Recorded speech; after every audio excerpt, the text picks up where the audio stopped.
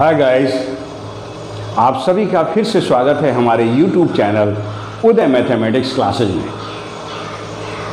आज फिर एक छोटी सी कहानी सुनाऊंगा जिसका आपको बहुत बेसब्री से इंतज़ार है। एक छोटी सी कहानी बट इंस्पायरिंग। तो कौन सी कहानी है पहले सुनते हैं, इसके बाद हम सब्जेक्ट पे आते हैं। जैसा कि आपको मालूम है कि छोटी सी इंस्पायरिंग कहानी अक्सर मैं सुनाया करता हूँ अपने टॉपिक से पहले। तो आज की कहानी है, एक समय में एक राजा हुआ करते थे। मीन्स एक प्रतापी राजा जिनका नाम शोहरत चारों तरफ फैला हुआ था, दूर दूर तक फैला हुआ था। उनके 3 बच्चे थे। उनकी उम्र ढलती जा रही थी। अब उम्र के इस पड़ाव पर थे वो कि उन्हें लगता था कि मैं किसको अपना राजपाट सौंपूं। इन तीनों बच्चों में से कौन मेरा लड़का सबसे लायक है जिसको ये राजपाट सौंप करके चैन की नींद से सोऊं और स्वर्ग सिधारूं, ऐसे जैसे कि मुझे लगे कि चिंता ही नहीं है, बिल्कुल हम हैं या नहीं है, हमारे राज्यवासियों को, हमारे देशवासियों को, हमारे प्रदेशवासियों को किसी चीज़ की कोई चिंता नहीं होगी जैसे कि मेरे राज्य में होती है। सोच विचार करते थे, बहुत दुखी रहते थे, बहुत मंथन करते थे, बहुत विचार विमर्श भी करते थे आपस में लोगों के बीच। लेकिन कुछ बातें समझ में नहीं आ रही थी, उलझन सी बनती जा रही थी और कुछ क्लैरिटी नहीं आ रही थी। कोई कहता था इसको दे दीजिए, कोई कहता था उसको दे दीजिए, कोई बोलता था तीसरे को दे दीजिए। इस तरह से बातें जो है ना उलझ जाती थी। वो डिसाइड नहीं कर पा रहे थे कि आखिर कौन सा बच्चा मेरा उत्तराधिकारी बनेगा। तो बच्चों, कहानी बहुत ही इंटरेस्टिंग मोड़ पे है कि तीनों में से कौन सा पुत्र उनका, कौन सा सुपुत्र उनका उत्तराधिकारी बनेगा। क्योंकि वो सोचते थे और ऐसा उन्हें लगता था कि विचार था उनका कि मेरे बाद मेरे ही जैसा राज करने वाला मेरा पुत्र कौन है। तो समझ में नहीं आ रहा था। तो उनको एक आइडिया आया। जैसा कि आइडिया का एडवर्टीजमेंट है, आइडिया का प्रचार है कि एक आइडिया पूरे चीज़ पर भारी पड़ता है। मतलब हमारी सोच पर, हमारे जो एक्टिविटीज़ हैं हमारे जीवन पर, एक आइडिया जो जीवन बदल दे। उनको एक आइडिया आया कि क्यों ना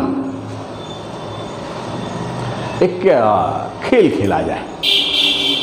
तो बच्चों ध्यान से सुनिएगा, एक खेल कौन सा है। ये खेल है,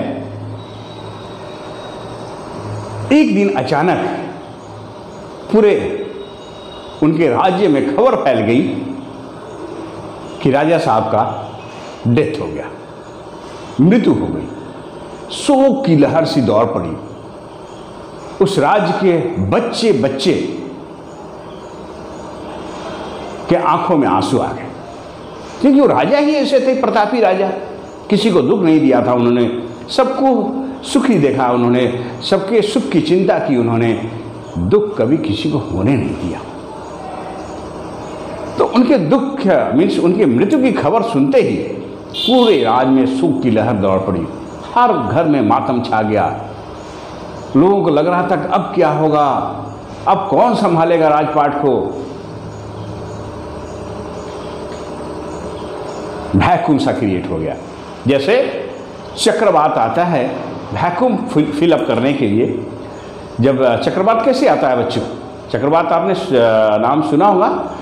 चक्रवात एक ऐसी परिस्थिति है हवाओं की कि किसी जगह पर अगर बिल्कुल ही गैप हो जाए, मीन्स हवा बिल्कुल ही नहीं हो, उस गैप को फिलअप करने के लिए चारों तरफ से तेजी से, बहुत आवेग में, गति में हवाएं आती है उस गैप को फिलअप करने के लिए।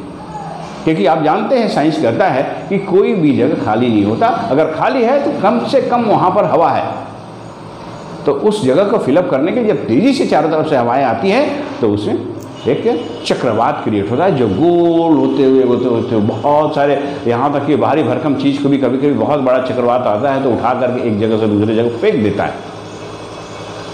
आपने ट्विस्टर का नाम सुना होगा, इंग्लिश फिल्म आई थी ट्विस्टर, इसी पर आधारित थी। तो बच्चों हमारा टॉपिक है, हमारी यह कहानी का जो लय चल रहा था, रिदम चल रहा था कि राजा साहब की मृत्यु हो चुकी है और पूरे राज्य में शोक की लहर है और लोग मातम मना रहे हैं और ये भी सोच रहे हैं कि अब राजा साहब का उत्तराधिकारी कौन होगा। इस बात की चर्चा चारों तरफ होने लगी। जब इस बात की चर्चा चारों तरफ होने लगी और तीनों बच्चों के बारे में चर्चा हो रही थी, तो उनमें से देखा गया कि एक बच्चा वो इस विपत्ति को बर्दाश्त नहीं कर पाया, इस अपने पिता की मृत्यु को बर्दाश्त नहीं कर पाया और वो जंगल को रुख कर गया। उस राजमहल से जंगल की तरफ चला गया। दूसरा बच्चा अपना जो शौक था कुछ और करने का, मीन्स राजपाट चलाने के अलावा कुछ और भी उसके शौक थे, उस शौक में वो अपना दिल मन जो भी है लगाने लगा, वक्त उसमें गुजरता उसका चला गया। एक तीसरा जो बच्चा था वो राजपाट धीरे धीरे संभालने लगा। पिता का जाने का उसको बहुत शौक था, लेकिन उसको जिम्मेदारी का भी एहसास था कि अगर पिता चले गए हैं तो हमारा ये फर्ज बनता है कि हमारे राज्यवासियों को कोई तकलीफ नहीं हो, कोई दुख नहीं हो, कोई परेशानी नहीं हो। तो इस बात की उसको चिंता थी और इस बात की चिंता वो करते करते राजपाट धीरे धीरे वो संभालना शुरू किया। धीरे धीरे संभालना जब शुरू किया तो लोगों में एक संतोष की लहर आई। इस बात के लिए आई कि राजा साहब से कहीं ये बेहतर शासन कर रहा है, ऐसा उनको एहसास होने लगा। मिस राज्यवासियों को, जो वहाँ के नागरिक थे, वो महसूस करने लगे कि ये बच्चा वाकई राजा साहब का उत्तराधिकारी होना चाहिए, क्योंकि इसका हर फैसला हमें पसंद आ रहा है, हर फैसला हमारे सुख के लिए है, हमारे चैन के लिए है, हमारे वृद्धि के लिए है, मीन्स हमारे प्रोन्नति के लिए है। तो उनको लगने लगा कि वाकई राजा साहब का ये तीसरा बच्चा बहुत कामयाब है, मीन्स हमारे राज के लिए उनका सबसे उपयुक्त उत्तराधिकारी है, ऐसा उनको एहसास होने लगा। तो बच्चों क्या समझ में आ रहा है? कहानी आपको समझ में आ रही है? लय पकड़ में आ रही है? जब राजपाट उसका अच्छा चल रहा था, राज्यवासी हमेशा मतलब प्रसन्न थे उसके राज में, उसके डिसीजन से, उसके फैसले से, उसके जो जिस तरह से कंडक्ट करता था राज, जिस तरह से परिस्थितियों को डील करता था, उस तरह से लोगों को बहुत पसंद आ रहा था। राजा साहब अचानक सामने आए। क्लाइमेक्स देखिए बच्चों, ये क्लाइमेक्स है हमारी कहानी का। राजा साहब अचानक राज्य में जिंदा हो जाते हैं।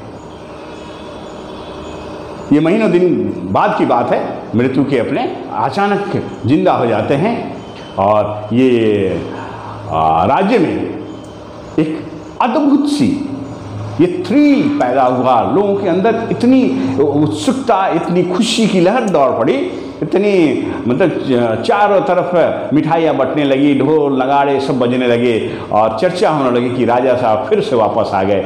ये हमारे लिए सबसे बड़ी खुशी की बात है। बहुत खुशियाँ चारों तरफ, खुशी की लहर दौड़ पड़ी और हर व्यक्ति, हर घर में खुशियाँ ही खुशियाँ, चारों तरफ प्रसन्नता ही प्रसन्नता नजर आने लगी। जब राजा साहब आए और दरबार फिर से सजा और चारों तरफ से तारीफें ही तारीफें उस बच्चे के लिए आ रही थी कि सबसे सही उत्तराधिकारी राजा साहब, आपका यही तीसरा पुत्र है। लेकिन जब आप आ गए हैं तो आप तो राजा हैं, फैसला आपका अभी भी मान्य है सर आंखों पर हमारे। आप राजपाट संभालिए और अपने बच्चे को जो सही उत्तराधिकारी है उसे आप थोड़ा अपना आशीर्वाद दीजिए। थोड़ी ट्रेनिंग और दीजिए, अपना अनुभव शेयर कीजिए इससे, ताकि ये और बेहतर शासन कर सकें और बेहतर राजा बन सकें आपसे बेहतर, क्योंकि आप तो राजा हैं ही बेहतर, लेकिन आपसे बेहतर तभी हो सकते हैं जब आपकी सारी क्वालिटी इसमें हो और इनकी अपनी क्वालिटी भी इसमें ऐड हो जाए, तो थोड़ा सा बेहतर तो कर ही सकते हैं जो वो कर रहे हैं। तो उनका राज्याभिषेक का फिर से राजा राजगद्दी संभालने वाले हैं, इसके लिए चारों तरफ ढोल नगाड़े बज रहे हैं। और जब वो मौका आया कि राजगद्दी पर फिर से आसीन होने वाले हैं, उस वक्त राजा साहब भरे दरबार में सभी नागरिकों के बीच एक अनाउंसमेंट करते हैं, एक उद्घोष होता है कि आज से और अभी से इस राज्य का राजा हमारा ये तीसरा पुत्र ही होगा। इसके हमारा समर्थन, पूरा समर्थन इसको रहेगा, और आज से और अभी से ये इस राज्य के राजा घोषित किए जाते हैं। लोग इतने प्रसन्न हुए, इतनी खुशियाँ, लोगों के घर में मिठाइयाँ ही मिठाइयाँ, चारों तरफ ढोल नगाड़े, चारों तरफ लगता है कि आज खुशी वाकई धरती पर उतर आई हो। सभी बहुत प्रसन्न हुए, सभी को लगा कि वाकई राजा साहब ने जो किया और जो हालात ने किया, ये बहुत ही अच्छा डिसीजन रहा। तो तीसरा पुत्र उस राजा का उत्तराधिकारी भी बना और साथ साथ उस देश का, उस राज्य का राजा भी बना, और नागरिकों का दिल तो पहले ही जीत चुका था। तो बच्चों, इस छोटी सी बहुत ही इंटरेस्टिंग कहानी से आपको क्या शिक्षा मिलती है? सोचिए, गेस कीजिए, और क्या वाकई जो मैं कहने जा रहा हूं, क्या आप भी वही सोच रहे हैं? हमें उम्मीद है कि आप भी वही सोच रहे होंगे, क्योंकि आप भी इंटेलिजेंट उतना ही हैं जितना कि मैं आपको सोच रहा हूं। तो बच्चों, जो जिम्मेदार है उसको जिम्मेदारी मिलती है, जो जिम्मेदार है उसको जिम्मेदारी मिलती है, जो गैर जिम्मेदार है उससे बेगारी मिलती है।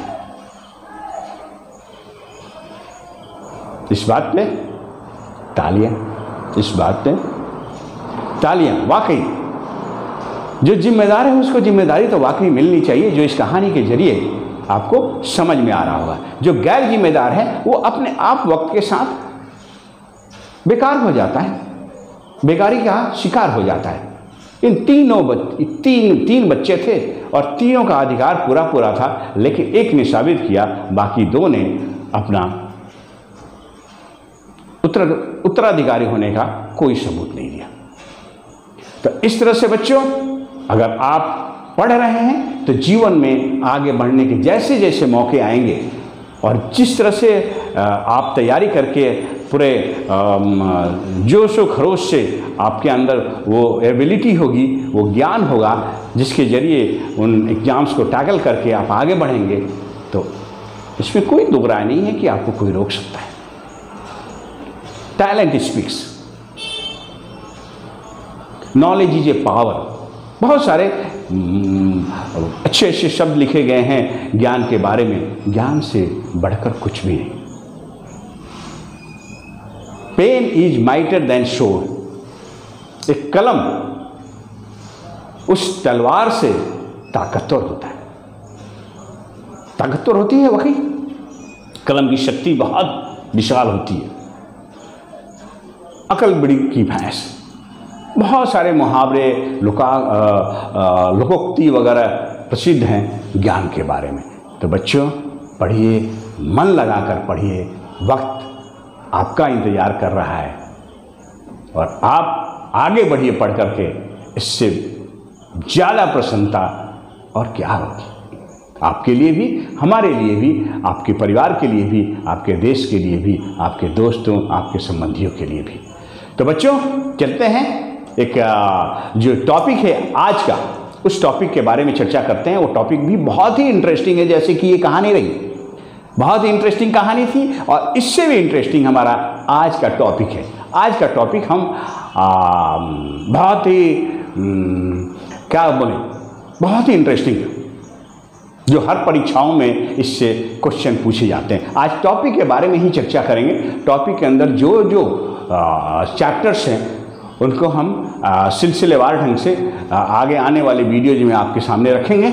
सबसे पहले हम बात करते हैं मेंटल एबिलिटी टेस्ट। नवोदय हो, सिमलतला हो, CHS हो, सैनिक हो, मिलिट्री हो, इन सारे इंट्रेंस एग्जाम्स में मेंटल एबिलिटी टेस्ट का अपना एक अलग ही स्थान है। मेंटल एबिलिटी टेस्ट ऐसा टेस्ट है जो आपके अंदर छिपी हुई वो लॉजिकल पावर को सामने लाती है। वो टेस्ट करती है कि किसी भी क्वेश्चन के पीछे जो लॉजिक है आप उसको समझ पा रहे हैं कि नहीं। ये शब्दों में नहीं लिखी जाती, आकृतियों और जो फिगर्स के जरिए ये क्वेश्चंस आपको सामने रखे जाते हैं और इसका आंसर भी फिगर क्रिएट करके आपको वस्तुनिष्ठ मीन्स ऑब्जेक्टिव क्वेश्चन के रूप में होते हैं। जो फिगर होता है उसका 1 2 3 नंबर वैसा हम आंसर में देते हैं। मीन्स आपको लिखना नहीं है इसका आंसर, आपको सिर्फ विचार करना है। आपकी सोच, आपकी मेंटल एबिलिटी से आपको पता चल जाएगा कि उसका आंसर क्या होगा। या आकृतियों के जरिए ही ये क्वेश्चंस भी होते हैं और आकृतियों के रूप में इसके आंसर्स भी होते हैं। तो बच्चों, इसको रीजनिंग भी कहा जाता है और इसे मानसिक योग्यता परीक्षा भी कहा जाता है। मेंटल एबिलिटी टेस्ट, मानसिक योग्यता परीक्षा, और इसे रीजनिंग भी कहा जाता है। बैंक वगैरह जितने भी एग्जाम्स हैं इसमें रीजनिंग का बोलबाला है। नवोदय में भी सबसे ज़्यादा अंक, सबसे ज़्यादा क्वेश्चंस भी रीजनिंग से पूछे जाते हैं। और CHS हुआ, सिमलतला हुआ, ये जो भी सैनिक स्कूल के, इनमें भी रीजनिंग के बेस्ट क्वेश्चंस होते हैं। तो बच्चों चलते हैं, आपको रीजनिंग का क्वेश्चन कौन कौन टॉपिक्स के अंदर क्वेश्चंस आते हैं, कौन कौन टॉपिक कंसीडर किए जाते हैं जिनसे क्वेश्चन पूछे जाते हैं इन सारे एग्जामों में, जरा इस पर चर्चा कर लेते हैं। मानसिक योग्यता परीक्षा, मेंटल एबिलिटी टेस्ट। पहला जो टॉपिक है वह है आकृति पूर्ति, फिगर कंप्लीशन। फिगर कंप्लीशन में देखिए एग्जाम्पल मैंने दिया है। फिगर कंप्लीशन मीन्स एक फिगर दिया रहेगा क्वेश्चन में, उसमें एक चौथा एक पोर्शन जो छोड़ा रहता है जिसको आपको कंप्लीट करना है। उन फिगर में से देख करके जो आपको 4 ऑप्शंस दिए रहते हैं आपको आंसर चूज करने के लिए। तो आप देखिए, एक में क्या है, पहले में एक सर्कल है, एक बॉल है, इसमें 2 बॉल है, इसमें 3 बॉल है, तो इसमें चौथा में क्या होगा? सीरीज क्या बोलता है? 1 2 3 4। इसमें क्या है? इसमें 5 है, इसमें 4 है, इसमें 6 है, इसमें भी 6 है। तो बच्चों आंसर क्या होगा? 1 2 3 4। ये this one is, second one is answer, second one is answer. Okay, next one is sadrishyata, sadrishyata, analogy. Analogy is a second topic जो इसमें कंसीडर किया जाता है, जो पढ़ाया जाता है मेंटल एबिलिटी टेस्ट में। ओके बच्चों, इसको हम डिस्कस करेंगे बाद में, चर्चा करेंगे इस पर बाद में। ये टॉपिक्स जितने भी हैं इनको हम बारी बारी से एक एक करके डिस्कस करेंगे अपने आने वाले क्लासेज में, अपने आने वाले वीडियोज में। आज सिर्फ चर्चा करेंगे कि कौन कौन से टॉपिक्स इससे मेंटल एबिलिटी टेस्ट के क्वेश्चन में पूछे जाते हैं, किन किन टॉपिक से सवाल पूछे जाते हैं। तो ये 10 टॉपिक्स हैं जिनसे सवाल पूछे जाते हैं। 10 टॉपिक कौन कौन से हैं इसके बारे में सिर्फ आज बता रहा हूँ, और कल से मीन्स नेक्स्ट वीडियो से आपको हर टॉपिक को थॉरली डिस्कस करेंगे और इस पर बेस्ड क्वेश्चंस भी हम सॉल्व करेंगे। तो चलिए अब तीसरा टॉपिक देखते हैं, सादृश्यता, एनालॉजी। एनालॉजी को डिस्कस करेंगे जिसमें कि एक तरह के फिगर्स हम सर्च करते हैं, ढूंढते हैं कि उससे सिमिलर फिगर कौन सा है। जो क्वेश्चन में फिगर रहेगा उसी से मिलता जुलता फिगर हम ढूंढते हैं। श्रृंखला, सीरीज, सीरीज में होता है क्वेश्चन जो फिगर्स के जरिए सीरीज में दिखाया जाता है कि नेक्स्ट सीरीज कौन सा होगा। मीन्स उस सीरीज में नेक्स्ट जो इसका ब्लॉक होगा उसमें उसका शेप क्या होगा, उसका रूप क्या होगा, उस आकृति का। इस तरह से श्रृंखला सीरीज का क्वेश्चंस होते हैं। विजातीय छांटना, odd man out. Odd man out तो बहुत प्रचलित है। ऑड मैन आउट आप भी जानते हैं कि 4 में से आपको एक को ऑड छांटना है। मीन्स चारों एक दूसरे से नहीं मिलते हों, ऐसा उसमें एक कौन सा वस्तु है, आइटम है, जीव है, जंतु है, व्हाटएवर जो भी है, आर्टिकल है, कुछ भी है, एक आपको ऑड नजर आएगा जिसे आपको छांटना, आउट करना, वही आंसर होगा। समान आकृति, सेम फिगर। सेम फिगर में उससे एग्जैक्टली मिलता जुलता वो सेम फिगर कौन सा होगा, इससे पता लगाना इस टॉपिक के अंदर आता है। इस तरह के क्वेश्चंस पूछे जाएंगे। वर्ग आपूर्ति, स्क्वायर कंप्लीशन। स्क्वायर दिया रहेगा, उसको कंप्लीट करना है, उसको हम डिस्कस करेंगे डिटेल में, तब आपको एग्जैक्टली समझ में आएगा और इसे क्वेश्चन जब सॉल्व करेंगे तो और बारीकी से इस टॉपिक को आप समझ पाएंगे। मीन्स स्क्वायर शेप में जो जहाँ भी मिसिंग होगा उसको कंप्लीट करना है। दर्पण प्रतिबिंब, मिरर इमेज। मिरर इमेज बहुत ही अच्छा मेंटल एबिलिटी टेस्ट का टॉपिक है। मिरर इमेज में एक मिरर रख देंगे तो जो वस्तु होगी, जो हमारा जो आइटम होगा, मिरर में किस तरफ दिखेगा। मीन्स अगर ए लेटर है तो वो किस तरह का दिखेगा, बी लेटर है तो मिरर में कैसा दिखेगा, इस पर हम चर्चा करेंगे डिटेल में आगे। ये मिरर इमेज का के क्वेश्चंस होंगे और उसके टॉपिक्स में हम डिटेल में डिस्कस करेंगे कि मिरर इमेज है क्या, और मिरर इमेज में उन सारे जो भी हमारा लेटर है इंग्लिश का, हिंदी का, या 1 2 3 जो नंबरिंग है उसका, और किसी भी वस्तु का किस तरह का शेप दिखता है, इसकी चर्चा हम बाद में करेंगे। कागज को मोड़कर एवं काटना। कागज को जो बहुत आकृतियाँ आती हैं जो कागज के टुकड़े को मोड़कर और कटिंग करके फ्लावर्स भी बनाए जाते हैं, बुके भी बनाया जाता है, बहुत सारे अच्छे अच्छे डिजाइंस बनाया जाता है। तो कागज को मोड़ करके और कटिंग करके किस तरह का एक्सपैंड करेंगे तो उसका लुक आएगा, तो उसमें पेपर कटिंग एंड उसका फोल्डिंग, इससे रिलेटेड क्वेश्चंस आपको डिटेल में चर्चा करेंगे इस टॉपिक में। छिपी आकृति को खोजना, spotting out the embedded figure. किसी भी आकृति के अंदर एक ऐसी आकृति छिपी रहती है जिसे पता लगाना है कि उसके अंदर कौन सी आकृति है जो एम्बेडेड है, जो हिडन है, उस हिडन आकृति को फाइंड आउट करना है। तो इस टॉपिक में इसकी चर्चा करेंगे। Next one is next and last, आकृति निर्माण। आकृति निर्माण, figure completion, figure build. Figure build means figure जो 3-4 चीज़ें दी रहेंगी, 4 चीज़ें दी रहेंगी, चारों से आपको एक नया फिगर क्या बनेगा ये आपको पता लगाना है, और वो भी ढूंढना है। आपको 4 ऑप्शंस दिए रहेंगे, उसमें से फाइंड आउट करके आपको बताना है। तो बच्चों ये इंटरेस्टिंग, बहुत ही ये जो हमारा मेंटल एबिलिटी टेस्ट का जो टॉपिक है, इसमें 10 तरह के टॉपिक से क्वेश्चंस पूछे जाते हैं। ये बहुत ही इंटरेस्टिंग है। जब मैं आपको अगले वीडियो में आपको हर टॉपिक को जब डिटेल में बताऊंगा और उस पर बेस्ड क्वेश्चंस आपको बताऊंगा, तो आपको बहुत ही मज़ा आएगा, और ख़ुद भी आप जो नवोदय के गाइड्स होते हैं वगैरह वगैरह, प्रिपरेशन के लिए जो भी गाइड होते हैं, उससे आप सैम्पल पेपर्स होते हैं जिससे आप अभ्यास कर सकते हैं, प्रैक्टिस कर सकते हैं, और ख़ुद की एबिलिटी को आप चेक कर सकते हैं, और आपको लगेगा कि वाकई मेरा जो मेंटल एबिलिटी टेस्ट है, जो मेंटल एबिलिटी जो है वो उम्दा है। मैं उसको प्रैक्टिस करके आप उसको और धारदार बना सकते हैं। तो बच्चों आपको ये वीडियो कैसा लगा? अगर अच्छा लगा तो इसे लाइक कीजिए और अपने दोस्तों में शेयर कीजिए। अगर पहली बार इस वीडियो को देख रहे हैं तो इस वीडियो को मीन्स हमारे चैनल उदय मैथमेटिक्स क्लासेस को सब्सक्राइब कीजिए, और सबसे अहम, अगर कोई कमेंट है, कोई ओपिनियन है, कोई बात कहना चाहते हैं तो हमें कमेंट अवश्य कीजिए। तो बच्चों, आज के लिए बस इतना ही। हमें और हमारी पूरी टीम को इजाज़त दीजिए। तब तक के लिए बाय एंड टेक केयर।